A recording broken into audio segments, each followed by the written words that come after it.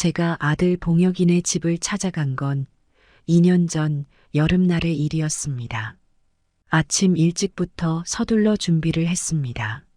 동네에서 마을버스를 타고 터미널로 가는데 어찌나 덜컹거리던지 허리가 다 나가는 줄 알았습니다. 첫 차를 타려고 새벽부터 나섰는데도 터미널은 사람들로 북적거렸습니다. 시외버스를 3번이나 갈아타야 했습니다. 차가 막혀서 버스 안에서 4시간을 넘게 앉아 있었더니 다리가 저려왔습니다. 서울에 도착해서는 지하철을 2번이나 갈아탔습니다. 역에서 내려 아파트 단지까지 걸어가는데 다리가 휘청거렸습니다. 6시간이 걸려 도착하니 온몸이 쑤시고 아팠습니다. 그래도 오랜만에 아들 얼굴 본다는 생각에 마음이 설렜습니다. 봉혁이가 결혼하고 나서는 자주 못 봤거든요. 명절 때도 며느리가 친정에 가야 한다고 해서 못 봤습니다. 그래서 이렇게 제가 찾아가는 수밖에 없었습니다. 어머님, 오셨어요? 며느리가 현관문을 열며 인사를 했습니다. 그래, 잘 지냈니? 집 안으로 들어서는데 식탁엔 아무것도 없었습니다. 빈 그릇 하나, 반찬 하나 보이지 않는 썰렁한 식탁이었습니다. 새벽부터 아무것도 못 먹어서 속이 쓰렸습니다. 차라도 한 잔 대접할 생각도 않고 며느리는 핸드폰만 보고 있었습니다. 어머님, 좀 쉬고 계세요. 며느리는 그렇게 말하고는 소파에 앉아 TV를 켰습니다. 배는 고파서 속이 쓰렸지만 차마 말은 못 꺼냈습니다. 1시간쯤 지났을까요? 어머님, 제가 오늘은 특별히 떡볶이를 해드릴게요. 며느리는 이제야 앞치마를 두르며 말했습니다. 멀리서 왔는데 떡볶이라니. 그리고 처음부터 할 생각이었으면 진작해주지. 왜 이제야 하나 싶었습니다.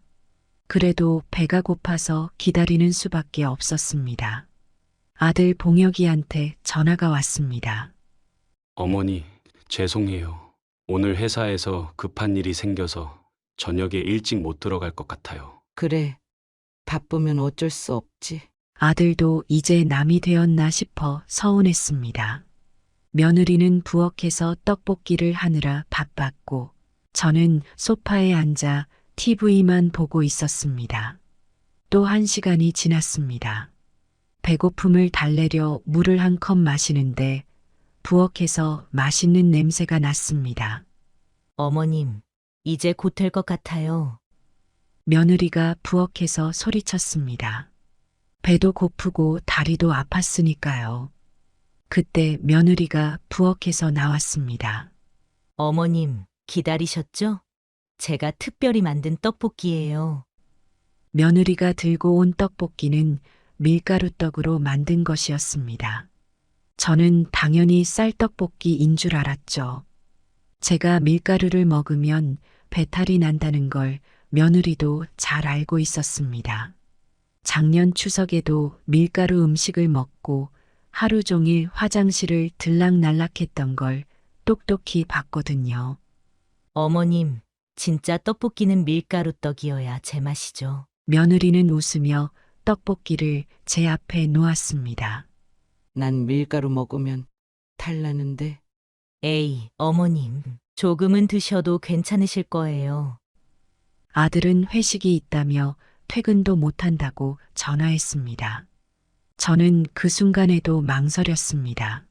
하지만 6시간을 달려온 끝에 너무 배가 고팠습니다. 떡볶이 국물이 빨갛게 끓고 있었습니다. 매콤달콤한 냄새가 코를 찔렀습니다. 결국 저는 밀가루떡을 입에 넣었습니다. 처음에는 한 개였습니다. 그런데 양념 맛이 좋아서 자꾸 손이 갔습니다. 며느리는 뿌듯한 표정으로 저를 바라봤습니다. 1시간쯤 지났을까요? 갑자기 배가 꾸룩거리기 시작했습니다. 속이 메스꺼워졌습니다. 화장실로 뛰어가야만 했습니다. 얘야, 나 좀 이상한데? 에이, 어머님. 너무 예민하신 거 아니에요? 배가 점점 더 아파왔습니다. 화장실을 수십 번도 더 들락날락했습니다.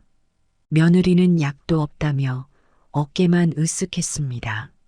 아들은 뒤늦게 와서는 한숨만 쉬었습니다.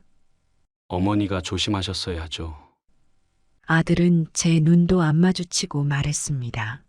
며느리는 지금 약국이 문을 열었는지 확인해 보겠다며 나갔습니다. 하지만 돌아오지 않았습니다. 2시간이 지나도 약을 사러 간다던 며느리는 오지 않았습니다. 화장실에서 고생하는 동안 며느리와 아들은 저를 외면했습니다. 마음 한구석이 싸늘하게 식어갔습니다. 며느리의 의도적인 행동이 가슴에 박혔습니다. 이대로는 안 되겠다는 생각이 들었습니다. 저도 한번 똑같이 해줘야겠다고 마음먹었습니다. 그날 이후로 저는 복수를 계획하기 시작했습니다. 며칠을 앓다가 겨우 몸을 추스르고 있을 때쯤 아들에게서 전화가 왔습니다. 어머니, 이번 주말에 저희가 찾아뵐게요. 아들의 목소리는 마치 아무 일도 없었다는 듯 평소와 다름없이 밝았습니다. 전화를 끊고 거실 소파에 앉아 지난 일을 곱씹으며 생각에 잠겼습니다.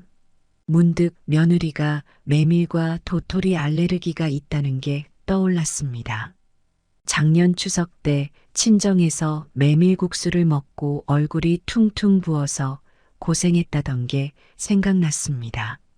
도토리묵도 한 입만 먹었다가 혀가 부어올라서 응급실에 갔다고 했었지요. 며느리의 체질을 알고 있던 저는 장바구니를 들고 집을 나섰습니다. 평소에는 가지도 않던 전통시장으로 발걸음을 옮겼습니다. 오랜만에 찾은 시장은 사람들로 북적거렸고 이런저런 음식 냄새가 코끝을 스쳤습니다. 가게 앞에서 잠시 망설이다가 문을 열고 들어갔습니다. 아주머니, 메밀국수면 한 봉지만 주세요. 가게 아주머니는 방금 들어온 신선한 면이라며 건네주었습니다. 도토리묵 파는 가게도 찾아갔습니다. 도토리묵도 2모 주세요. 집으로 돌아오는 길 장바구니가 묵직했지만 그보다 제 마음이 더 무거웠습니다. 이러면 안 된다는 걸 알면서도 그날 며느리가 저에게 했던 행동이 자꾸 떠올랐습니다. 조금은 드셔도 괜찮으실 거예요 라며 밀가루 떡을 권하던 며느리의 목소리가 귓가에 맴돌았습니다. 하루 종일 화장실을 들락날락하며 고생하던 그날 약을 사러 간다며 나갔다가 끝내 돌아오지 않았던 며느리의 모습이 생생했습니다. 한숨만 쉬며 저를 책망하듯 쳐다보던 아들의 눈빛도 잊을 수가 없었습니다.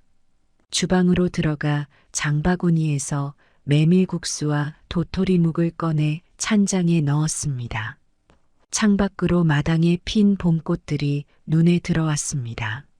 꽃들은 예쁘게 피어 있는데 제 마음은 자꾸만 어두워져 갔습니다. 이래도 될까 하는 생각에 밤새 뒤척이다가 잠이 들었습니다. 다음 날 아침 거울을 보는데 제 얼굴이 낯설게 느껴졌습니다. 하지만 이미 결심은 섰고 이번에는 제가 특별한 음식을 대접하기로 마음먹었습니다. 메밀국수와 도토리묵으로 푸짐하게 상을 차려내기로 했습니다. 이상하게도 그날 밤은 푹 잘 수 있었습니다. 오히려 마음이 한결 가벼워진 것 같았습니다. 이제 주말만 기다리면 됐습니다. 토요일 오후 기다리던 아들 내외가 찾아왔습니다. 아침부터 가슴이 두근거려 잠도 제대로 못 잤습니다. 어제 저녁부터 메밀국수 육수를 정성스레 우려냈습니다. 도토리묵도 쫄깃하게 무쳐뒀습니다. 다른 반찬은 일부러 하나도 준비하지 않았습니다. 밥통도 깨끗이 비워두었습니다. 그날 제가 배고파서 밀가루 떡볶이를 먹었던 것처럼 며느리도 배가 고파 먹기를 바랐습니다. 현관 초인종이 울렸습니다. 어머니, 저희 왔어요. 며느리가 먼저 들어섰습니다. 뒤이어 아들이 들어왔습니다. 와, 날씨도 좋은데 어머니 댁에 오니 기분이 좋네요. 며느리는 현관에서 구두를 벗으며 말했습니다. 그래, 잘 왔다. 어머니, 저희가 뭐 사올 걸 그랬나 봐요. 며느리가 식탁을 보더니 말했습니다. 아니야. 내가 특별한 거 준비했어.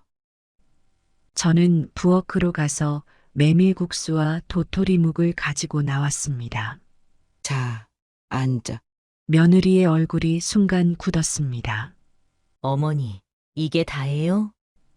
응. 오늘은 이것만 준비했어. 어머니, 저 이거 먹으면 안 되는 거 아시잖아요. 며느리의 목소리가 떨렸습니다. 아들도 어리둥절한 표정이었습니다. 어머니, 진짜 아무것도 없어요? 응. 오늘은 특별히 메밀국수랑 도토리묵만 했어.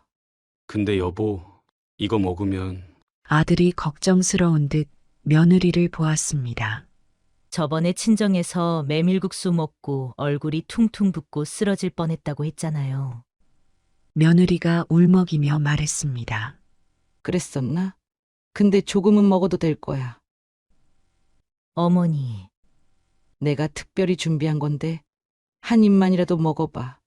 저는 메밀국수를 젓가락으로 집어 며느리 앞접시에 놓았습니다. 며느리는 자리에서 벌떡 일어났습니다. 저 화장실 좀 다녀올게요. 화장실로 도망치듯 들어가는 며느리를 보며 저는 생각했습니다. 그날 제가 그랬던 것처럼요. 에이, 조금은 드셔도 괜찮으실 거예요. 그날의 대화가 떠올랐습니다. 아들은 멍하니 식탁에 앉아 있었습니다. 어머니, 이러시면 왜 먹을 만한데? 내가 정성껏 끓였어. 저는 태연하게 메밀국수를 먹기 시작했습니다. 시원한 국물 맛이 좋았습니다. 도토리묵도 한 점 집어 먹었습니다. 며느리야, 나와서 먹어봐.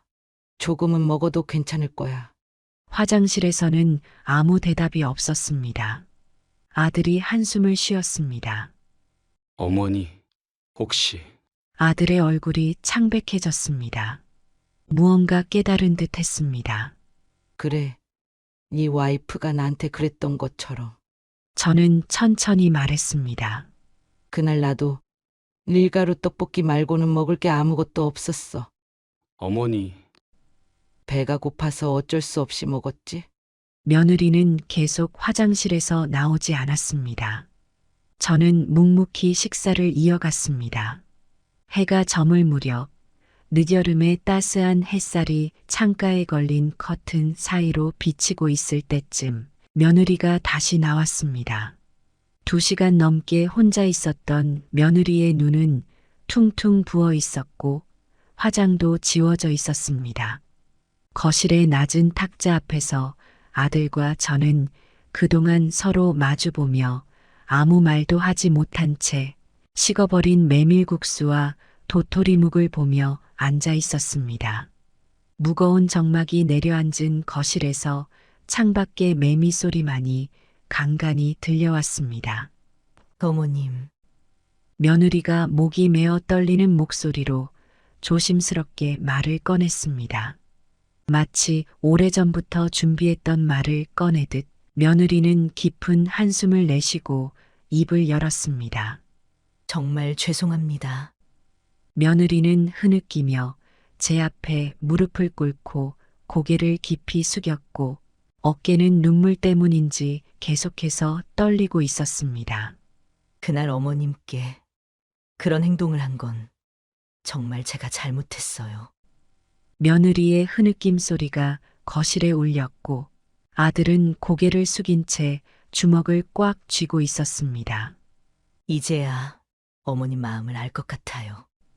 제가 얼마나 이기적이었는지 지금 생각하면 너무 부끄러워요. 그제서야 아들도 무슨 일이 있었는지 완전히 이해했는지 고개를 들어 저를 바라보았고 그의 눈에는 눈물이 맺혀 있었습니다. 어머니, 그때 그런 일이 있었군요. 어머니가 그렇게 고생하셨는데 제가 몰라봤네요. 창가에 걸린 커튼 사이로 들어오는 석양빛을 바라보며 저는 천천히 입을 열었습니다. 이제 서로의 아픔을 이해하게 된 것 같네.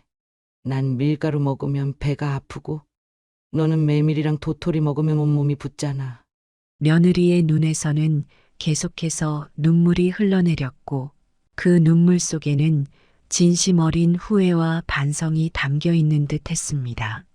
어머님이 밀가루 드시면 안 된다는 걸 알면서도 제 고집대로 밀가루 떡볶이를 했던 거. 어머님이 그렇게 고생하시는데도 약도 안 사다 드리고. 저도 마음 한켠이 아팠습니다. 나도 오늘 좀 과했어. 이렇게까지 할 필요는 없었는데 아니에요, 어머님. 저는 당연히 그런 벌을 받아야 했어요. 어머님 덕분에 제가 얼마나 잘못된 행동을 했는지 깨달았어요. 이때 아들이 조심스럽게 자리에서 일어나 저와 며느리 사이에 앉았습니다. 어머니, 앞으로는 제가 잘 살피겠습니다. 와이프도 이제 잘못을 알았고, 아들은 두 사람 사이에서 중재자 역할을 하려 애쓰며 때로는 저를, 때로는 며느리를 바라보았습니다. 서로 이해하고 배려하면서 지내요. 우리 이제부터는 좋은 가족이 되어보자고요. 이제는 눈물을 그친 며느리가 결심한 듯 똑바로 저를 바라보며 말했습니다. 어머님, 이제부터는 어머님이 드실 수 있는 음식만 하겠습니다. 다시는 이런 일 없도록 하겠습니다. 나도 앞으로는 너가 먹을 수 있는 음식을 준비할게. 서로를 생각하면서 살자. 우리는 서로를 바라보며 어색하지만 따뜻한 미소를 지었고 아들의 얼굴에도 안도의 미소가 번졌습니다.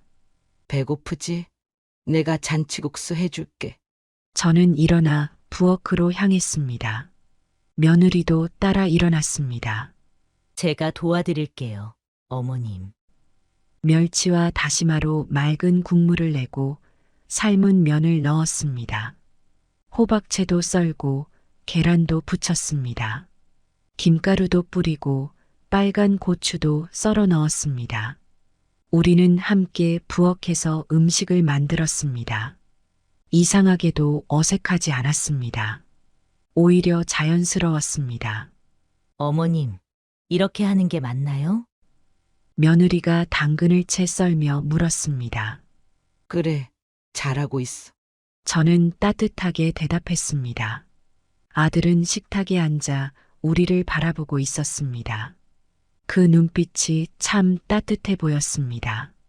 드디어 잔치국수가 완성됐습니다. 맑은 국물에 알록달록한 고명들이 예쁘게 올라갔습니다. 자, 이제 먹자. 우리는 식탁에 둘러앉았습니다. 며느리가 첫 젓가락을 들었습니다. 어머님, 정말 맛있어요.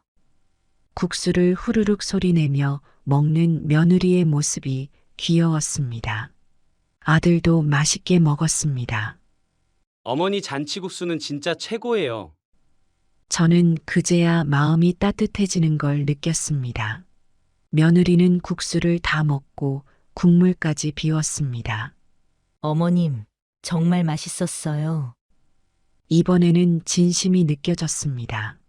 아들도 두 그릇을 말끔히 비웠습니다. 창밖은 어느새 어둑어둑해졌지만 우리의 마음은 더없이 환했습니다. 거실에는 이제 서로를 이해하게 된 세 사람의 따뜻한 기운이 가득했습니다.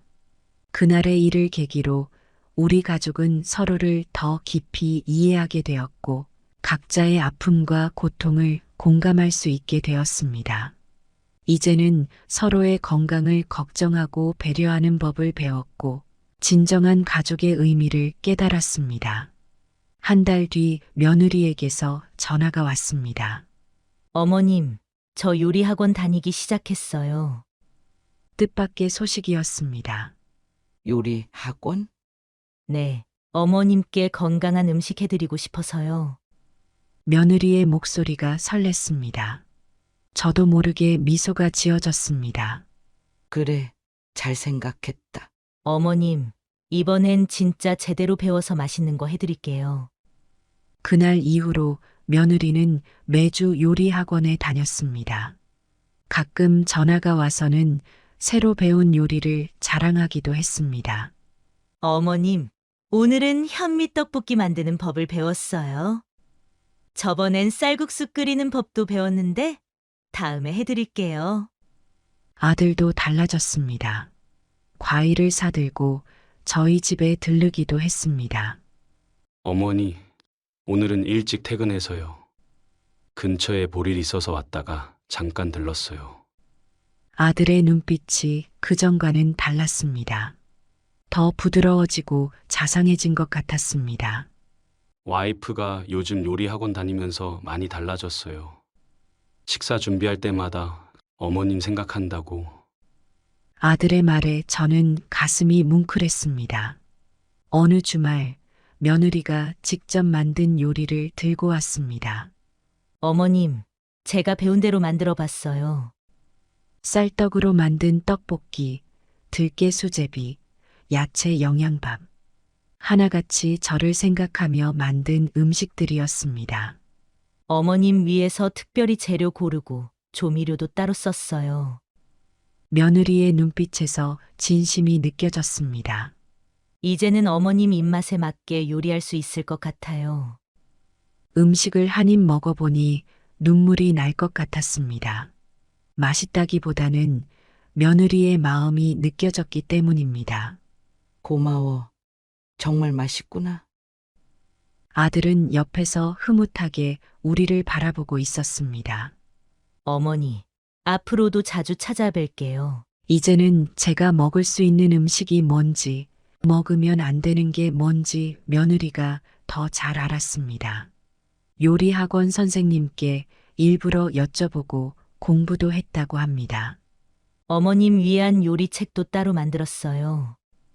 며느리는 노트 한 권을 보여주었습니다. 거기엔 저를 위한 레시피들이 가득했습니다.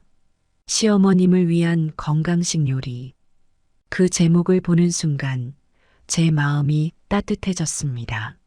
아들은 그런 아내의 모습을 보며 안도했을 겁니다. 이제 우리는 진짜 가족이 된 것 같았습니다. 어느 가을날 오후 단풍잎이 떨어지기 시작할 무렵 며느리가 예고도 없이 찾아왔습니다.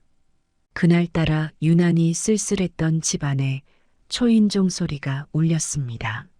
문을 열어보니 며느리 손에는 김이 모락모락 나는 커다란 찜닭 냄비와 제가 좋아하는 간장게장이 들려 있었습니다. 어머님, 제가 특별히 만들어 왔어요. 평소와 다른 며느리의 밝은 표정에서 무언가 특별한 날임을 직감했습니다. 현관에 들어서며 며느리가 수줍은 미소와 함께 말했습니다. 오늘이 어머님 생신이잖아요. 제가 기억하고 있었어요. 순간 저는 눈물이 핑 돌았습니다. 아들도 잊고 있던 제 생일을 며느리가 기억하고 있었다는 게 놀랍고 감동스러웠습니다. 아이고, 이런 걸 다. 너무 고마워. 어머님, 이제부터는 제가 딸처럼 모시고 싶어요. 그동안 제가 많이 부족했죠? 저는 감동해서 며느리를 꼭 안아주었습니다. 차가운 바람을 맞고 온 며느리의 볼이 차가웠지만 가슴은 따뜻했습니다. 며느리도 저를 따뜻하게 안아주었고 그 순간 우리 사이에 있던 어색함이 녹아내리는 것 같았습니다. 식탁에 음식을 차리면서 며느리가 자랑스럽게 설명했습니다. 찜닭 안에 들어가는 떡도 당연히 쌀떡으로 했고요. 양념도 어머님 입맛에 맞게 했어요.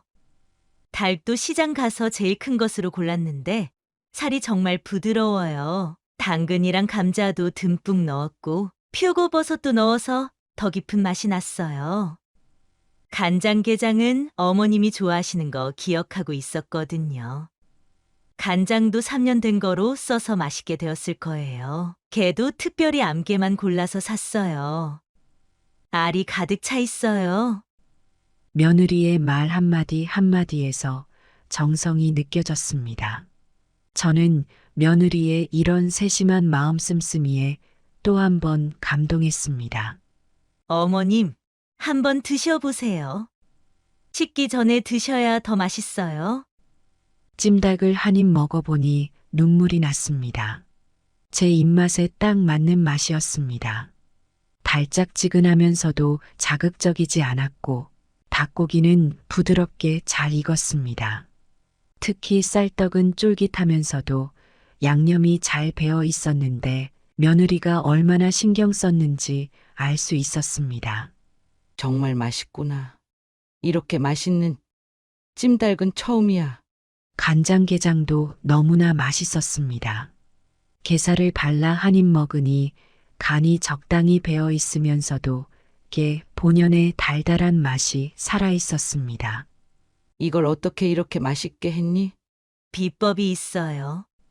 제가 요리 학원에서 배운 건데 특별히 어머님 위해서 더 정성 들였어요.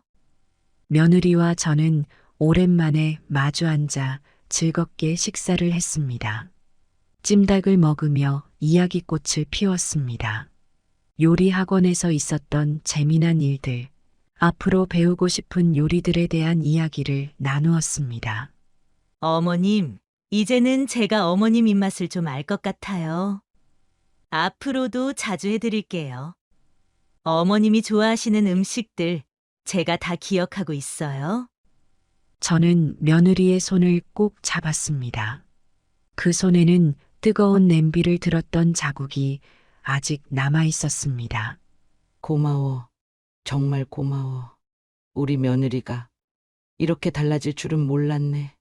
며느리의 눈에도 눈물이 맺혔습니다.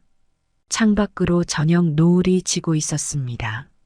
단풍잎들이 황금빛으로 물들어 있었고 선선한 가을바람이 창문을 스쳐 지나갔습니다. 우리는 그렇게 오랫동안 이야기를 나누었습니다. 찜닭과 간장게장을 다 먹고 나서도 이야기는 계속되었습니다. 며느리는 앞으로 배우고 싶은 요리들에 대해 열정적으로 이야기했고 저는 제가 아는 요리 비법들을 하나하나 알려주었습니다. 이제는 서로를 더 잘 이해하게 된 것 같았습니다. 그날 이후로 저와 며느리의 관계는 더욱 돈독해졌고 서로를 진정으로 이해하고 배려하는 사이가 되었습니다. 주말이면 며느리가 자주 찾아왔고 저도 가끔 아들 내외의 집을 찾아가 함께 시간을 보냈습니다. 제가 방문할 때면 며느리는 가끔 쌀떡으로 떡볶이나 찜닭을 준비했고 저는 며느리를 위해 잔치국수나 메밀 없는 비빔국수를 만들어 주었습니다. 이제는 서로의 건강을 생각하는 마음이 자연스럽게 음식에 담기게 되었습니다. 어머님, 이번에는 표고버섯이랑 닭가슴살로 영양밥을 지어봤어요. 난 오늘 너가 좋아하는 갈치조림하고 호박전을 준비했단다. 이렇게 서로를 배려하는 마음이 하루하루 쌓여갔습니다. 명절이 되면 온 가족이 한자리에 모여 정성스럽게 준비한 음식을 나눠 먹었습니다. 며느리는 모든 식구들의 입맛과 건강을 고려해 음식을 준비했고 특히 저를 위해 더 신경 써 주었습니다. 이웃들은 우리 사이가 이렇게 좋아진 것을 보고 부러워했습니다. 박미선 씨네 며느리 정말 착하다면서요? 요즘은 그런 며느리 찾기 힘들죠. 저는 그럴 때마다 괜히 어깨가 으쓱했고 며느리에 대한 자부심이 샘솟았습니다. 그렇게 시간이 흘러 제 칠순이 다가왔고 며느리는 아들과 함께 성대한 잔치를 준비하겠다고 나섰습니다. 어머님 칠수는 제가 책임질게요. 어머님께서 평소 좋아하시는 음식들로 준비할게요. 잔치 당일 며느리는 새벽부터 부엌에 들어가 정성스럽게 음식을 준비했습니다. 찜닭, 갈비찜, 잡채, 모듬전, 간장게장까지 푸짐하게 상을 차렸습니다. 특히 제가 좋아하는 낙지볶음은 매콤하게 준비해 하객들의 입맛을 사로잡았습니다. 하객들은 음식을 보고 연신 감탄했고 맛을 본 후에는 더욱 칭찬이 이어졌습니다. 이렇게 맛있는 잔치 음식은 처음이에요. 어떻게 이런 비법이 다 있으시죠? 며느리는 그때마다 겸손하게 웃으며 어머님께 배운 비법으로 했어요. 라고 답했습니다. 저는 그런 며느리가 너무 자랑스러워 눈시울이 붉어졌습니다. 우리 며느리가 최고야. 이렇게 맛있는 음식을 준비하다니. 아들도 옆에서 흐뭇한 미소를 지었습니다. 하객들이 돌아간 후 며느리가 조용히 제 손을 잡았습니다. 어머님, 앞으로도 오래오래 건강하세요. 제가 늘 옆에서 챙겨드릴게요. 그 말에 저는 또다시 눈물이 났고 이제는 정말 진정한 가족이 된 것 같아 행복했습니다. 제 이야기는 어느새 동네방네 소문이 났습니다. 아파트 경로당에서 처음 제가 이야기를 꺼냈을 때였습니다. 밀가루 먹으면 배탈 난다고 했더니 며느리가 일부러 밀가루 떡볶이를 했더라고요. 경로당의 할머니들이 한숨을 쉬었습니다. 그래서 저도 똑같이 갚아줬죠. 메밀이랑 도토리 알레르기 있는 며느리한테. 이야기를 들은 할머니들은 처음엔 충격을 받은 듯 했습니다. 하지만 결말을 듣고는 모두들 고개를 끄덕였습니다. 그랬더니 며느리가 달라졌어요. 이제는 정말 친딸 같아요. 제 이야기는 입소문을 타고 퍼져나갔습니다. 다른 경로당에서도 비슷한 경험들이 공유되기 시작했습니다. 우리 며느리는 내가 당뇨가 있는데도 자꾸 단 음식을 해와. 나는 고혈압인데 며느리가 짠 음식만 하더라고. 하지만 이제는 달라졌습니다. 며느리들이 시부모님의 건강을 더 생각하게 된 것입니다. 이제 우리 며느리가 당뇨 있는 사람 식단을 공부한다더라. 요즘은 저염식으로 음식을 해온다니까. 알레르기가 있는 노인분들의 사연도 많았습니다. 나는 새우 알레르기가 있는데 며느리가 모르고 새우젓 넣은 김치를 줬다가 이제는 가족들이 서로의 건강을 더 생각하게 되었습니다. 시어머니와 며느리 사이의 갈등도 줄어들었습니다. 밥상이 바뀌니까 관계도 바뀌더라. 서로를 이해하고 배려하는 마음이 음식에 담기기 시작한 것입니다. 우리 동네 노인정에서는 이제 이런 이야기들이 자주 들립니다. 우리 며느리가 요즘 나 생각해서 건강식을 공부한대. 이제는 내가 못 먹는 음식은 절대 하지 않더라. 가끔 제 이야기를 들으러 오는 며느리들도 있습니다. 어머님, 어떻게 하셨길래 그렇게 관계가 좋아지셨어요? 저는 그때마다 이렇게 말합니다.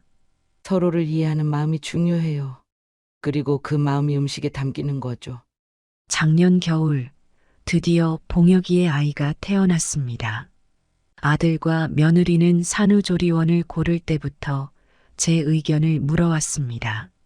어머님, 이 산후조리원은 어떠세요? 음식이 좋기로 유명하대요. 저는 며느리의 건강이 걱정되어 직접 산후조리원을 둘러보았습니다. 여기는 산모 알레르기를 꼼꼼하게 체크한다는데 다행히 산후조리원에서는 며느리의 메밀 알레르기를 특별히 고려해 주었습니다. 산모님 상태를 고려해서 특별 식단으로 준비하겠습니다. 며느리는 그런 저의 마음 씀씀이에 감동했나 봅니다. 어머님, 이제 제가 얼마나 행복한지 아세요? 손주가 태어나고 한 달이 지났을 때 저와 며느리는 함께 이유식을 연구하기 시작했습니다. 어머님, 혹시 아기도 저처럼 알레르기가 있을까 봐 걱정이에요. 그래, 우리 같이 공부해보자. 도서관에서 육아책을 빌려오고 인터넷도 찾아보았습니다.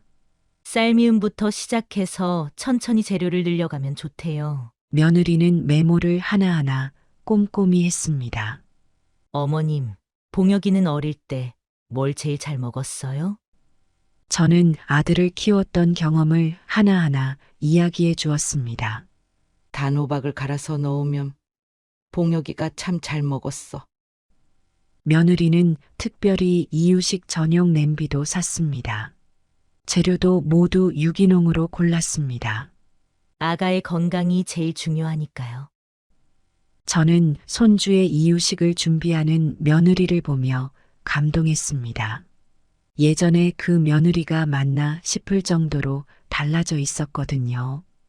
어머님, 이제 저도 알아요. 가족의 건강이 얼마나 소중한지. 이제 우리 가족에게는 서로의 건강을 생각하는 마음이 자연스러워졌습니다. 아이가 자라면서 더욱 그런 문화가 단단히 자리 잡았습니다. 우리 손주 이유식은 할머니가 해줄게. 어머님, 저도 같이 해요. 어머님께 더 많이 배워야죠. 이렇게 우리는 함께 성장했습니다. 지금도 명절이면 우리 집에는 맛있는 음식 냄새가 가득합니다. 아들과 며느리, 그리고 이제는 걸음마를 시작한 손주까지 모두 모여 정성스럽게 음식을 준비합니다. 며느리는 이제 건강식 요리 전문가가 되었습니다. 동네에 있는 요리 학원에서 강사로 일하고 있습니다. 특히 알레르기가 있는 사람들을 위한 특별한 강좌를 열어 인기가 많습니다. 선생님 덕분에 우리 아이 알레르기가 있는데도 맛있는 음식을 해줄 수 있게 됐어요. 수강생들의 이런 말을 들을 때마다 며느리는 저를 떠올린다고 합니다. 어머님이 아니었다면 저는 이런 일을 하지 못했을 거예요. 요즘은 병원에서도 며느리를 찾는다고 합니다. 알레르기가 있는 환자들을 위한 요리법 강의를 해달라고요. 어머님, 제가 이렇게 많은 사람들을 도울 수 있게 될 줄 몰랐어요. 며느리의 수업을 듣고 찾아오는 며느리들도 많아졌습니다. 저희도 시어머님과 사이가 좋아질 수 있을까요? 그럴 때마다 며느리는 자신의 경험을 이야기해 준다고 합니다. 시어머니와의 갈등, 그리고 화해하게 된 과정을. 서로를 이해하고 배려하는 마음이 중요해요. 손주는 할머니인 저와 엄마인 며느리의 정성 덕분에 쑥쑥 자라고 있습니다. 알레르기 걱정 없이 건강하게 자라주어서 얼마나 감사한지 모릅니다. 손주가 잘 먹을 때면 며느리와 저는 서로 마주보며 웃습니다. 이제는 서로가 없어서는 안 될 사이가 되었습니다. 어머님, 우리 이제 진짜 가족이 된 것 같아요. 저는 이제 행복한 시어머니가 되었습니다. 매일 아침 일어나면 감사한 마음뿐입니다.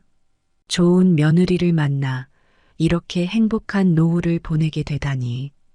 그날의 그 사건이 이런 결과를 가져올 줄은 몰랐습니다. 이제는 그때의 일을 떠올려도 웃음이 납니다. 서로를 이해하게 된 계기였으니까요. 봄날의 따스한 햇살처럼 포근한 마음으로, 여름날의 시원한 바람처럼 상쾌한 웃음으로, 가을날의 풍성한 수확처럼 넉넉한 정으로, 겨울날의 하얀 눈처럼 순수한 사랑으로. 시어머니와 며느리, 때로는 날카로운 바위와 거센 파도 같은 관계였지만 이제는 달빛과 바다처럼 서로를 비추는 사이가 되었습니다. 꽃이 피기 위해서는 비바람도 필요하다 하죠. 우리도 그 아픔의 순간이 있었기에 더 단단한 사랑을 키울 수 있었나 봅니다. 이제 저는 말할 수 있습니다. 진정한 가족은 피로 만들어지는 것이 아니라 서로를 이해하고 배려하는 마음으로 만들어진다는 것을. 작은 떡볶이 한 그릇으로 시작된 이야기는 이제 우리 가족의 전설이 되었습니다. 가끔 며느리와 저는 그때를 회상하며 웃습니다. 눈물 나게 속 썩였던 그 떡볶이가 이렇게 달콤한 추억이 될 줄은 몰랐다고. 손주가 커서 이 이야기를 들려줄 날이 기대됩니다. 할머니와 엄마가 어떻게 진정한 가족이 되었는지, 서로의 아픔을 이해하는 것이 얼마나 중요한지. 봄비가 대지를 적시듯 이해와 용서의 마음이 서로를 적시고 새싹이 움트듯 우리의 사랑도 자라났습니다. 이제는 말할 수 있습니다. 시어머니와 며느리는 운명이 아닌 선택이라고. 서로를 이해하기로 선택한 순간 우리는 진정한 가족이 되었다고. 여러분의 가정에도 이런 이해와 사랑의 꽃이 피어나길 바랍니다. 때로는 아프고 힘든 순간이 있더라도 그것이 더 큰 행복의 씨앗이 될 수 있다는 걸 믿으시길. 이것으로 제 이야기를 마칩니다. 마지막으로 한 가지 덧붙이자면 사랑은 복수보다 달콤하고 이해는 고집보다 따뜻하다는 것. 그것이 제가 배운 가장 큰 교훈입니다. 여러분, 제 이야기를 들어보시겠어요? 저는 박원숙이라고 합니다. 올해로 67세가 되었죠. 서울 변두리에 있는 작은 아파트에서 혼자 살고 있어요. 아들 명호는 작년에 늦은 나이에 결혼을 했는데 다행히 가까운 곳에 살고 있답니다. 하지만 저는 아들 내외의 사생활을 존중해야 한다고 생각해서 거의 방문하지 않아요. 제 일상은 아주 단순해요. 매일 아침 일찍 일어나 동네 공원을 한 바퀴 돌아요. 그 시간이면 벚꽃이 흐드러지게 핀 봄날도 단풍이 곱게 물든 가을날도 볼 수 있어서 참 좋답니다. 걸으면서 만나는 이웃들과 인사를 나누는 것도 즐거워요. 김할머니는 항상 건강 조심하라고 당부하시고 이 할아버지는 오늘의 날씨를 예보해 주시죠. 집에 돌아와서는 간단히 아침을 먹고 집 안 청소를 해요. 살림살이가 많지 않아 금방 끝나지만 깨끗한 집을 보면 마음도 맑아지는 것 같아요. 가끔은 복지관에 가서 노래교실을 듣기도 해요. 젊었을 때부터 노래 부르는 걸 좋아했거든요. 세월이 가면을 부를 때면 옛 생각에 눈시울이 붉어지기도 해요. 점심은 주로 혼자 먹어요.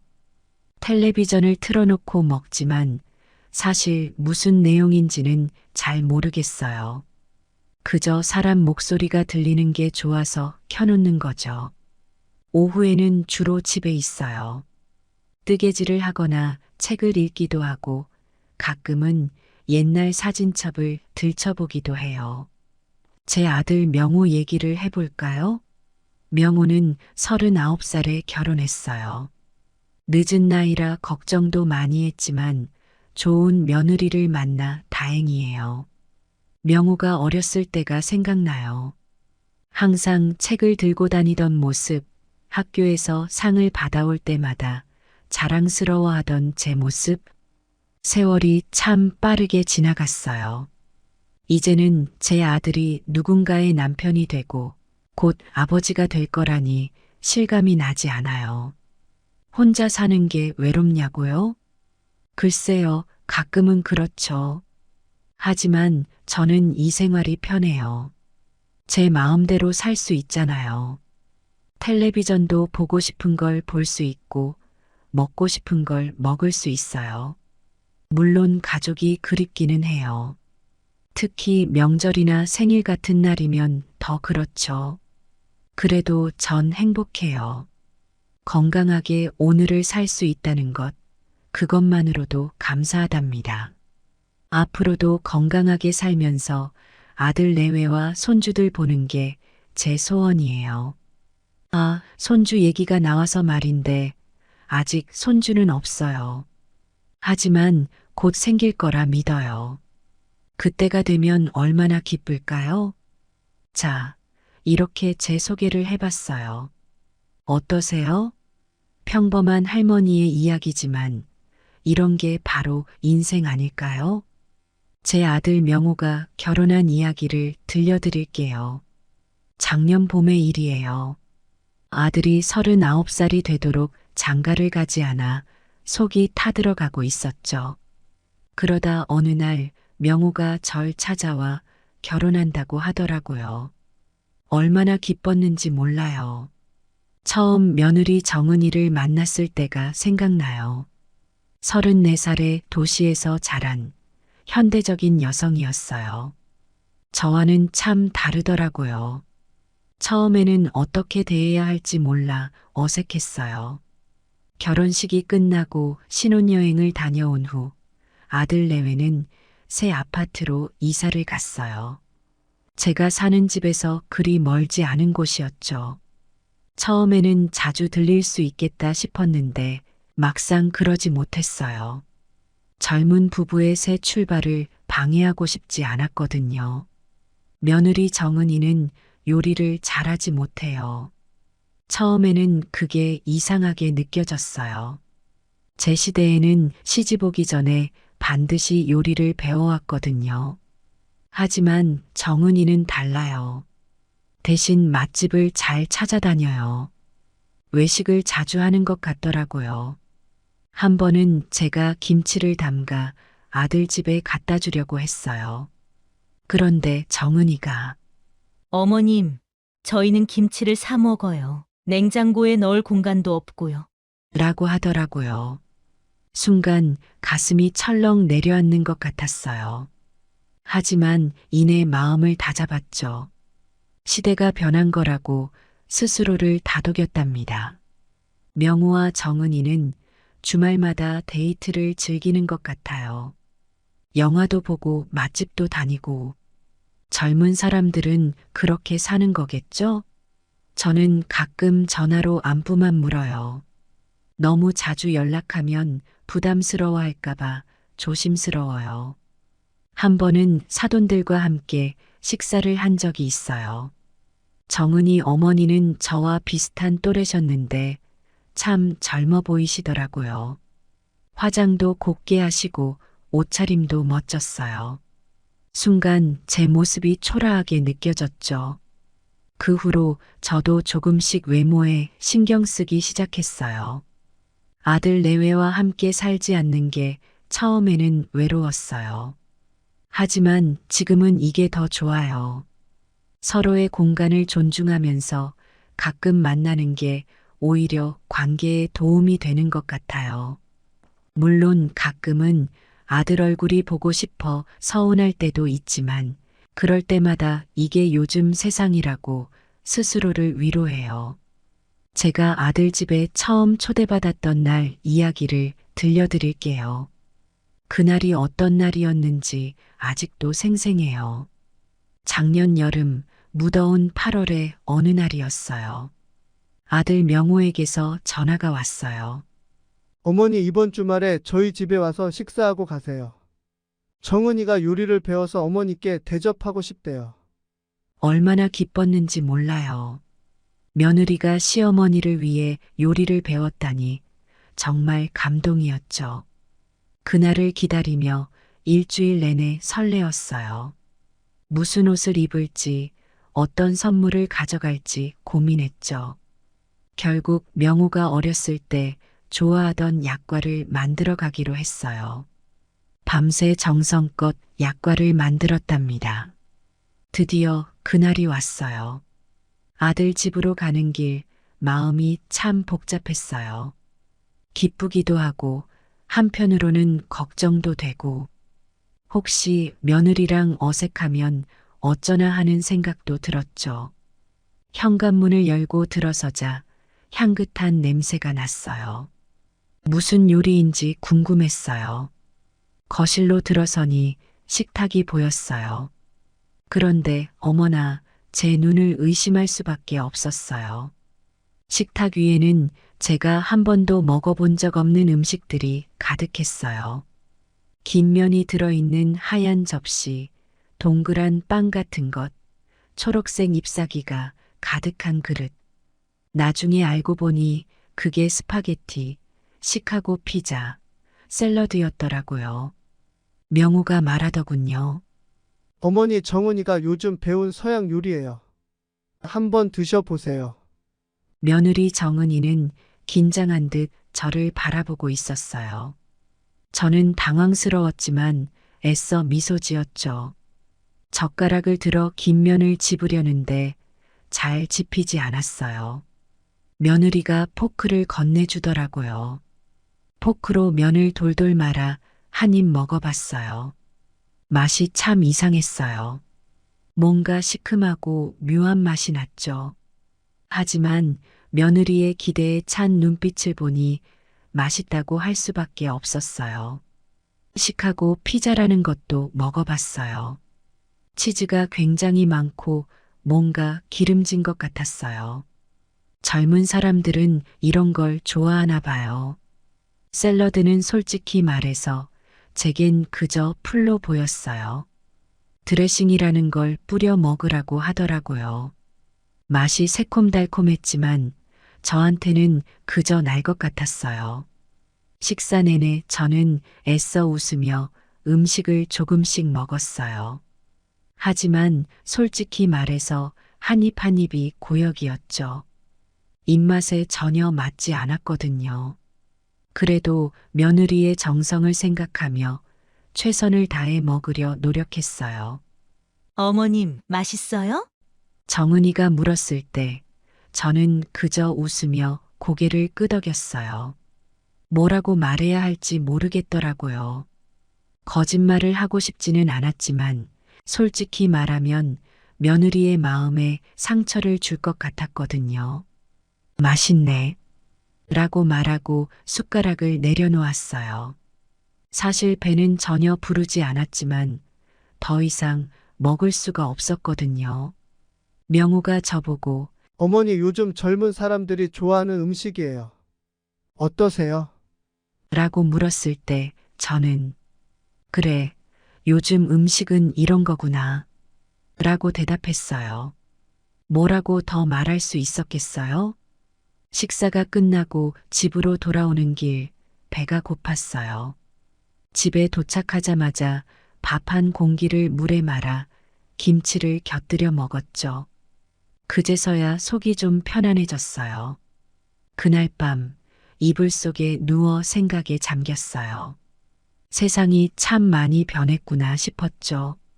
제가 며느리였을 때는 시어머니 입맛에 맞추려고 얼마나 노력했는지 모르는데 요즘은 그렇지 않은가 봐요. 하지만 한편으로는 제 자신을 반성하게 되었어요. 내가 너무 옛날 사람처럼구나. 새로운 것을 받아들이지 못하는 건가 하는 생각이 들더라고요. 며느리 정은이는 나름대로 최선을 다했을 텐데 제가 그 마음을 제대로 받아들이지 못한 것 같아 미안한 마음도 들었어요. 그래서 결심했어요. 앞으로는 조금씩 새로운 것을 받아들여 보자고요. 비록 입맛에는 맞지 않더라도 젊은 세대를 이해하려는 노력을 해보기로 했죠. 하지만 한편으로는 다음에 또 초대받으면 어쩌나 하는 걱정도 되더라고요. 첫 번째 초대 이후로 며칠이 지났어요. 그날 이후로 저는 아들 집에 가는 것이 조금 부담스러워졌답니다. 하지만 그런 제 마음을 아는지 모르는지 며칠 후 또 전화가 왔어요. 어머니 이번 주말에 또 와주세요. 지난번에는 서양 음식을 준비해서 어머니 입맛에 안 맞으셨죠? 이번엔 정은이가 한식을 배워왔어요. 어머니 좋아하실 만한 음식으로 준비한다고 하더라고요. 아들의 말에 저는 잠시 망설였어요. 지난번 경험이 떠올랐거든요. 하지만 며느리의 노력하는 모습이 눈에 선하더라고요. 이번엔 정말 맛있는 한식을 먹을 수 있겠지 하는 기대를 안고 다시 한번 아들 집으로 향했답니다.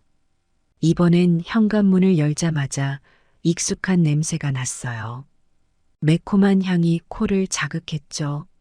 아, 이번엔 정말 한식이구나 하는 생각에 마음이 놓였어요. 거실로 들어서니 식탁 위에 정갈하게 차려진 음식들이 보였어요. 어머님, 이번엔 한식으로 준비했어요. 맛있게 드세요. 정은이가 활짝 웃으며 말했어요. 저도 기분 좋게 웃으며 자리에 앉았죠. 그런데 음식을 자세히 보니 좀 당황스러웠어요. 낙지볶음과 닭발. 제가 평소에 잘 먹지 않는 음식들이었거든요. 하지만 며느리의 기대에 찬 눈빛을 보니 한번 먹어보자 하는 마음이 들었어요. 조심스럽게 낙지볶음을 한 입 먹어봤어요. 그런데 어머나, 너무 매운 거예요. 입안이 화끈거리고 눈물이 나려고 했어요. 저는 급히 물을 마셨죠. 어머님, 맛이 어떠세요? 정은이가 물었어요. 저는 애써 미소 지으며 응, 맛있네. 라고 대답했어요. 하지만 속으로는 이걸 어떻게 다 먹나 하는 걱정이 들었답니다. 다음은 닭발을 먹어봤어요. 이건 더 심했어요. 너무 매워서 숨이 턱 막히는 것 같았어요. 게다가 닭발은 불닭발이라는데 정말 입에서 불이 나는 줄 알았어요. 어머니, 요즘 젊은 사람들이 이런 매운 음식을 좋아해요. 저희도 자주 먹거든요. 명호가 말했어요. 아들과 며느리는 정말 맛있게 먹고 있더라고요. 저만 혼자 힘들어하고 있는 것 같았죠. 저는 계속해서 물만 마셨어요. 입안이 얼얼해서 더 이상 음식을 먹을 수가 없었거든요. 하지만 며느리의 기대에 찬 눈빛을 보니 차마 못 먹겠다고 말할 수가 없었어요. 어머님, 입맛에 안 맞으세요? 정은이가 걱정스럽게 물었어요.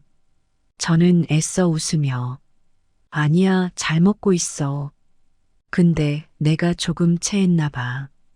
오늘은 좀 일찍 들어가 봐야겠어. 라고 말했죠.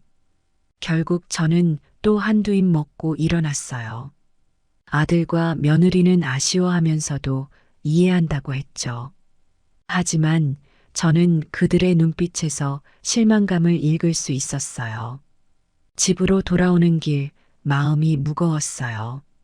며느리가 열심히 준비한 음식을 제대로 먹지도 못하고 왔다는 게 미안했거든요. 하지만 한편으로는 서글픈 마음도 들었어요. 왜 내 입맛을 이해해주지 못할까 하는 생각이 들더라고요. 집에 도착하자마자 냉장고를 열었어요. 다행히 고등어구이가 있었죠. 밥 한 공기 물에 말아 고등어구이를 곁들여 먹었어요. 그제서야 속이 좀 편안해졌죠. 밥을 먹으면서 생각에 잠겼어요. 세대 차이가 이렇게 큰 걸까? 내가 너무 고지식한 걸까? 아니면 요즘 젊은 사람들이 너무 과한 걸까? 여러 가지 생각이 머릿속을 맴돌았어요. 2번의 초대 경험 후에 저는 많은 고민을 했어요. 밤새 뒤척이며 생각했죠. 이대로는 안 되겠다. 뭔가 달라져야 해. 그리고 결심했죠. 더 이상 아들 집에 가서 밥을 먹지 않기로요. 처음에는 이런 결정이 너무 극단적인 게 아닐까 걱정됐어요. 내가 너무 고집스러운 건 아닐까 하는 생각도 들었죠. 하지만 곰곰이 생각해 보니 이게 우리 모두를 위한 최선의 선택인 것 같았어요. 아들 내외에게 어떻게 말해야 할지 고민했어요. 솔직히 말하면 서로 마음만 상할 것 같았거든요. 그래서 생각해낸 게 건강상의 이유였어요. 나이가 들면서 특별한 식단을 따라야 한다고 말하기로 했죠. 며칠 후 아들에게 전화를 걸었어요. 명호야, 엄마가 요즘 건강 때문에 특별한 식단을 따르고 있어. 의사 선생님 말씀이 집에서 만든 음식만 먹으라고 하시더라고. 그래서 앞으로는 너희 집에 가도 밥은 먹지 않을 거야. 대신 차 한 잔 정도는 괜찮겠지? 아들은 처음에 걱정하는 눈치였어요. 어머니, 갑자기 무슨 일 있으세요? 병원에 같이 가볼까요? 저는 애써 웃으며 대답했죠. 아니야, 큰 병은 아니고 나이 들면서 생기는 잔병이야. 너무 걱정하지 마. 며느리 정은이에게도 같은 이야기를 했어요. 처음에는 서운해하는 것 같더니 나중에는 이해한다고 하더라고요. 어머님, 건강이 제일 중요해요. 저희가 어머님 건강에 신경 못 썼네요. 앞으로는 차라도 자주 대접할 수 있게 자주 오세요. 이렇게 해서 저는 새로운 일상을 시작하게 됐어요. 이제는 아들 집에 가도 밥 걱정을 하지 않아도 돼요. 가끔 들러 차 한 잔 마시며 이야기를 나누는 게 오히려 더 편해졌답니다. 처음에는 좀 어색했어요. 식사 시간에 맞춰가지 않으니까 언제 가야 할지 몰랐거든요. 하지만 점점 익숙해졌어요. 주말 오후에 잠깐 들러 차 한 잔 마시고 오는 게 일상이 됐죠. 이런 변화 덕분에 오히려 관계가 더 좋아진 것 같아요. 음식 때문에 서로 불편해하지 않아도 되니까요. 아들과 며느리도 이제는 제 방문을 부담스러워하지 않아요. 오히려 더 자주 오라고 하더라고요. 집에서는 제가 좋아하는 음식을 마음껏 해 먹을 수 있어요. 시장에 가서 싱싱한 재료를 사와 정성껏 요리해요. 된장찌개, 김치찌개, 나물무침. 제가 좋아하는 음식들을 실컷 먹을 수 있어 행복해요. 여러분, 제가 결심을 한 지 몇 달이 지났어요. 그동안 아들 집에는 가끔 들르긴 했지만 항상 차 한 잔만 마시고 돌아왔죠. 처음에는 아들 내외도 제 결정을 이해하는 듯 했어요. 하지만 시간이 지날수록 뭔가 어색해지는 게 느껴졌어요. 그러던 어느 날이었어요. 제가 집에서 점심을 먹고 있는데 초인종이 울렸어요. 문을 열어보니 며느리 정은이가 서 있더라고요. 어머님, 갑자기 찾아와서 죄송해요. 잠깐 이야기 좀 나눌 수 있을까요? 정은이의 표정이 심각해 보여서 걱정이 됐어요.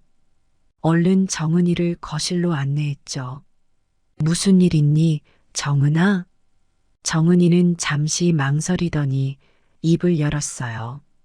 어머님, 요즘 들어 자주 오시지 않아서 혹시 저희가 뭐 잘못한 게 있나 싶어서요. 건강상의 이유라고 하셨지만 혹시 저희 때문에 불편하신 건 아닌가요? 정은이의 눈에 걱정과 미안함이 가득했어요. 저는 순간 어떻게 대답해야 할지 망설여졌어요. 지금까지 쌓아온 작은 거짓말들이 마음에 걸렸거든요. 그때 문득 이런 생각이 들었어요. 이제는 솔직하게 말해야 할 때인가 보다. 깊은 한숨을 내쉰 후 저는 천천히 말을 이어갔어요.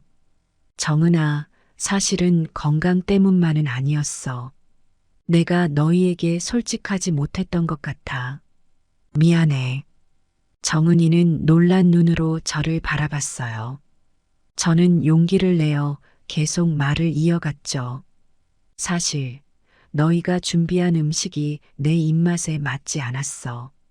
처음에는 서양 음식이 익숙지 않아서 그런 줄 알았는데 한식을 준비해 줬을 때도 마찬가지였지. 너무 맵고 자극적이어서 먹기가 힘들었어. 정은이의 표정이 어두워지는 걸 보며 마음이 아팠어요. 하지만 이제 와서 멈출 수는 없었죠. 그렇다고 너희에게 솔직히 말하기도 어려웠어. 너희의 노력을 무시하는 것 같아서. 그래서 건강상의 이유를 핑계 삼아 이런 결정을 내렸던 거야. 정은이는 잠시 말없이 고개를 숙였어요. 그러다 천천히 고개를 들더니 눈물 어린 목소리로 말했죠. 어머님, 저희가 어머님 마음을 전혀 헤아리지 못했네요. 정말 죄송해요. 저는 정은이의 손을 잡고 위로했어요. 아니야, 정은아. 너희가 잘못한 게 아니야. 이건 그저 세대 차이일 뿐이야. 우리가 자란 환경이 다르니까 좋아하는 음식도 다른 거지. 내가 너무 고집스러웠던 거야. 정은이는 고개를 저었어요. 아니에요, 어머님. 저희가 더 배려했어야 했는데 어머님 입맛에 대해 전혀 생각하지 못했어요. 그저 우리가 좋아하는 음식을 대접하려고만 했죠. 우리는 서로를 바라보며 쓴웃음을 지었어요. 이렇게 간단한 문제였는데 왜 진작 솔직하게 말하지 못했을까 하는 후회가 밀려왔죠. 정은아, 이제라도 솔직하게 말할 수 있어서 다행이야. 사실 너희와 함께 식사하는 시간이 그리웠어. 하지만 음식 때문에 서로 불편해지는 게 싫었던 거야. 정은이는 고개를 끄덕이며 말했어요. 어머님, 저도 그 시간이 그리웠어요. 앞으로는 어머님 입맛에 맞는 음식도 준비할게요. 우리가 좋아하는 음식만 고집하지 않을게요. 저는 정은이의 제안에 감동했어요. 하지만 한편으로는 걱정도 됐죠. 정은아, 그렇게까지 안 해도 돼. 너희의 생활 방식을 바꾸고 싶지 않아. 정은이는 미소를 지으며 말했어요. 아니에요, 어머님. 이건 우리 가족을 위한 거예요. 어머님도 우리 가족이시잖아요. 우리 모두가 즐길 수 있는 방법을 찾아보자고요. 그 순간 저는 정은이에게 깊은 고마움을 느꼈어요. 처음으로 진정한 가족의 의미를 느낀 것 같았죠. 고마워, 정은아. 정말 고마워. 우리는 서로를 바라보며 따뜻하게 웃었어요. 이제야 진정한 화해의 실마리를 찾은 것 같았죠. 여러분, 이렇게 솔직한 대화 하나로 우리 가족의 관계가 크게 변했어요. 서로의 마음을 이해하고 나니 그동안의 오해가 눈 녹듯 사라지더라고요. 이 경험을 통해 저는 깨달았어요. 가족 간의 문제는 숨기거나 피하는 것보다 솔직하게 대화하는 것이 훨씬 더 중요하다는 걸요. 비록 처음에는 어색하고 힘들 수 있지만 그 과정을 통해 우리는 더 가까워질 수 있어요. 여러분도 혹시 가족 간에 말 못할 고민이 있다면 용기를 내어 솔직하게 이야기해 보세요. 서로를 이해하려는 마음만 있다면 어떤 문제도 해결할 수 있을 거예요. 정은이와의 대화 이후 우리 가족에게 작은 변화들이 생겼어요. 가장 큰 변화는 정은이에게서 시작됐죠. 어느 날 정은이가 제 집으로 찾아왔어요. 손에는 요리책 몇 권을 들고 있더라고요. 어머님, 제가 한식 요리를 배우기로 했어요. 어머님께서 좋아하시는 음식을 직접 만들어 드리고 싶어서요. 정은이의 말에 저는 깜짝 놀랐어요. 정은아, 그렇게까지 안 해도 된다고 했잖아. 하지만 정은이는 고개를 저었어요. 아니에요, 어머님. 이건 제가 하고 싶어서 하는 거예요. 어머님의 음식 문화를 이해하고 싶어요. 그리고 사실 저도 한식 요리를 배우고 싶었거든요. 정은이의 진심 어린 말에 저는 감동했어요. 며느리가 이렇게까지 노력해 주는 걸 보니 정말 고마웠죠. 그래, 고마워 정은아. 근데 요리는 쉽지 않을 거야. 힘들면 언제든 그만둬도 돼. 정은이는 활짝 웃으며 대답했어요. 걱정 마세요, 어머님. 제가 열심히 배워볼게요. 어머님께서 조금씩 가르쳐 주시면 좋겠어요. 그날부터 정은이와 저는 일주일에 한 번씩 함께 요리를 하기 시작했어요. 처음에는 간단한 반찬부터 시작했죠. 김치찌개, 된장찌개 같은 기본적인 찌개류도 만들어 봤고요. 정은이가 요리를 배우는 모습을 보면서 저는 많은 것을 느꼈어요. 처음에는 서툴러서 실수도 많이 했지만 포기하지 않고 계속 도전하는 모습이 참 대단해 보였죠. 어머님, 이렇게 하면 되나요? 아니, 정은아. 그건 이렇게 해야 해. 아, 그렇군요. 어머님 정말 요리 잘하세요? 이렇게 대화를 나누면서 우리는 점점 더 가까워졌어요. 음식을 매개로 서로를 이해하게 된 거죠. 한편 아들 명호도 변화하기 시작했어요. 어느 날 명호가 저에게 전화를 걸어왔어요. 어머니, 제가 요즘 많이 생각해 봤어요. 우리가 어머니를 잘 이해하지 못했던 것 같아요. 앞으로는 더 자주 찾아뵙고 대화도 많이 나누고 싶어요.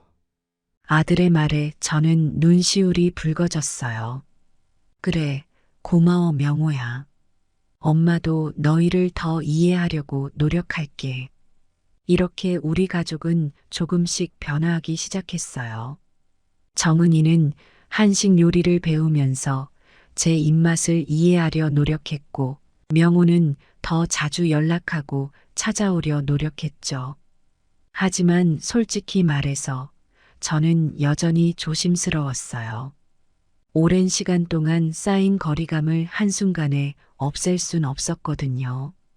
그래도 조금씩 변화하는 아들 내외를 보면서 우리 가족이 좋은 방향으로 가고 있구나 하는 생각이 들었어요. 어느 날 정은이가 직접 만든 된장찌개를 들고 왔어요. 어머님, 제가 처음으로 혼자 만들어 봤어요. 한번 맛보세요. 조심스럽게 한 숟가락 떠먹어 봤는데 생각보다 맛있더라고요. 어머, 정은아. 이거 정말 맛있구나. 너가 만들었다고? 대단해. 정은이의 얼굴에 환한 미소가 번졌어요. 그 모습을 보니 저도 덩달아 기분이 좋아졌죠. 이런 작은 변화들이 모여 우리 가족을 조금씩 변화시키고 있었어요. 물론 아직 완벽하진 않아요. 가끔은 서로 이해하지 못하는 부분도 있고 옛날 습관이 나올 때도 있죠. 하지만 중요한 건 우리 모두가 노력하고 있다는 거예요. 여러분, 가족 간의 문제는 하루아침에 해결되지 않아요. 하지만 서로를 이해하려는 노력, 작은 변화를 시도하는 용기만 있다면 분명 좋은 결과가 있을 거예요. 우리 가족이 그랬던 것처럼요. 이제 저는 아들 내외와의 만남이 기다려져요.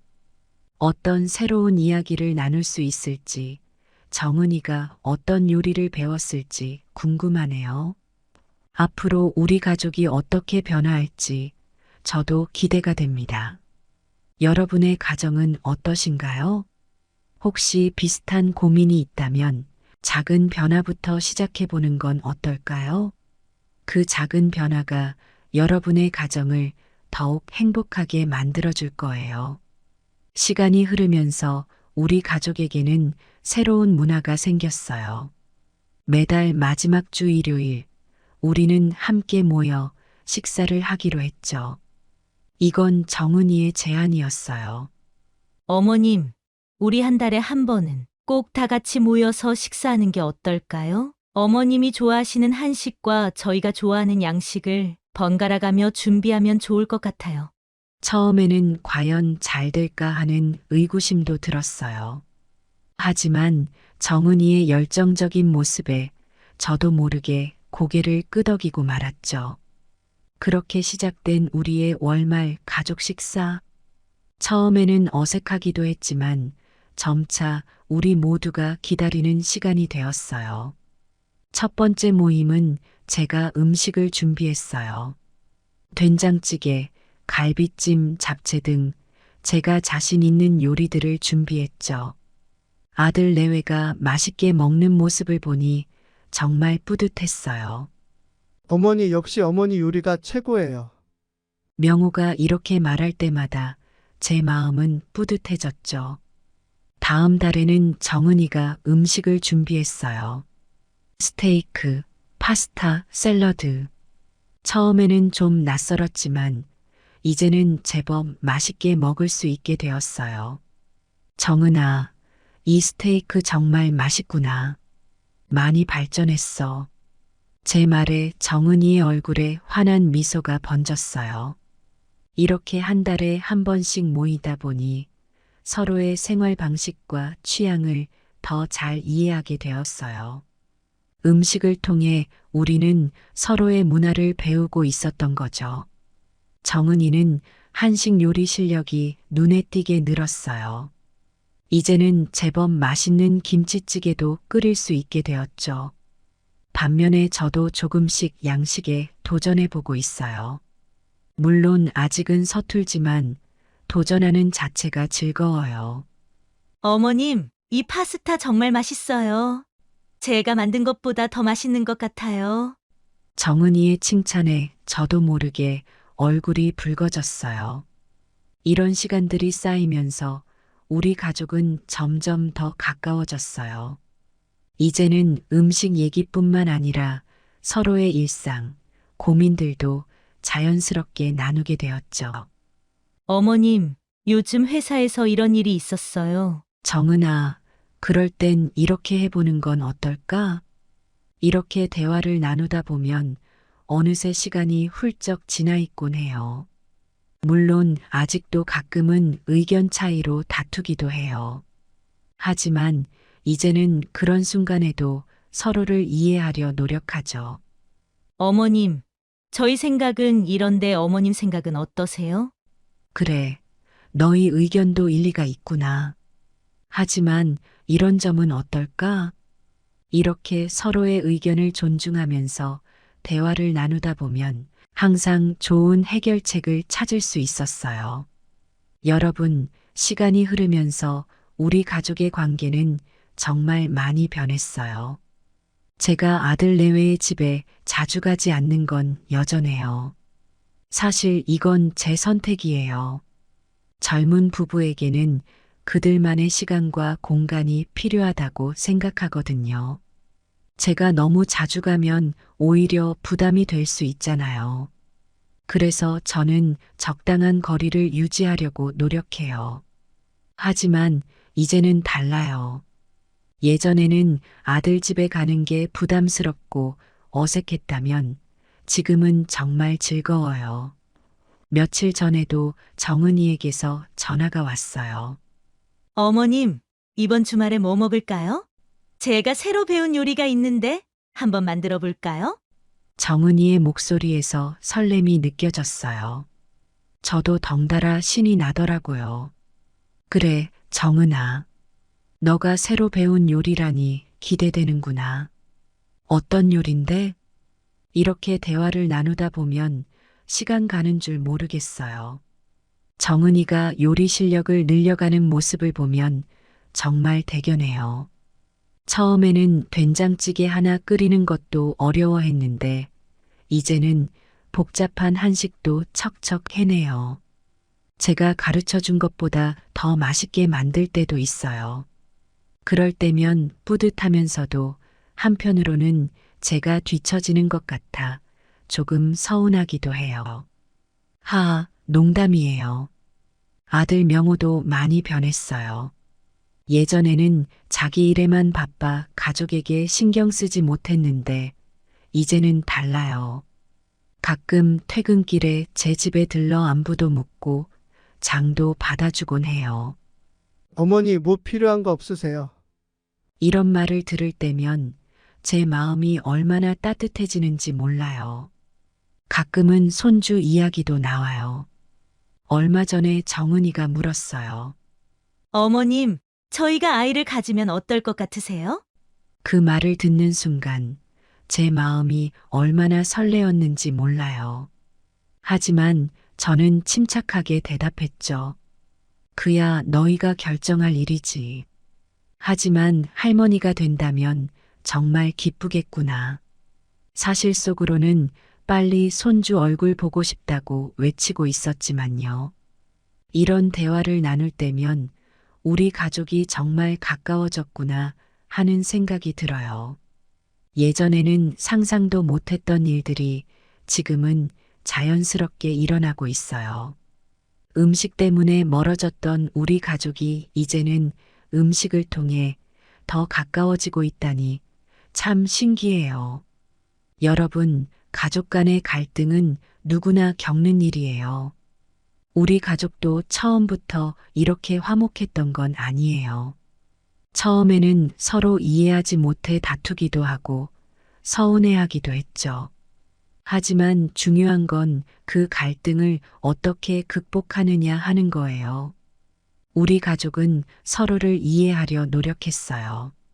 제가 양식에 도전하고 정은이가 한식을 배우는 것처럼 서로의 문화를 받아들이려 했죠.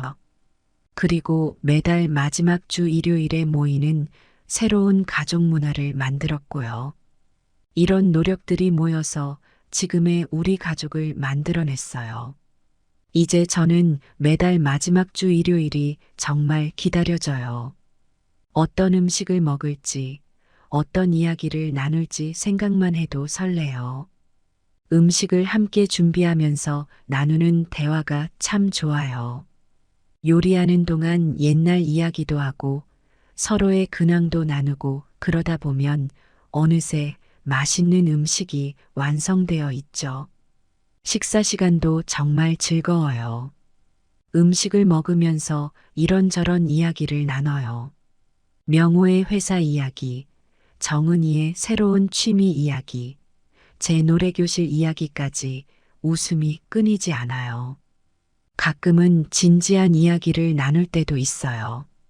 그럴 때면 서로의 의견을 존중하면서 대화를 해요.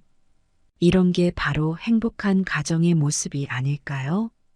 여러분의 가정은 어떠신가요? 혹시 우리처럼 음식 문화 차이로 고민하고 계신가요? 아니면 다른 이유로 가족 간의 갈등이 있으신가요?